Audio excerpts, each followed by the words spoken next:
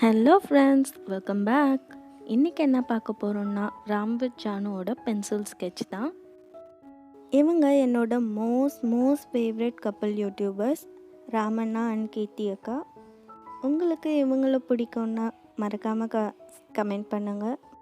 என்னோடய சேனலை first time பார்க்குறீங்கன்னா என்னோடய வீடியோஸ் பிடிச்சிருந்தா மறக்காமல் சப்ஸ்கிரைப் பண்ணுங்கள்.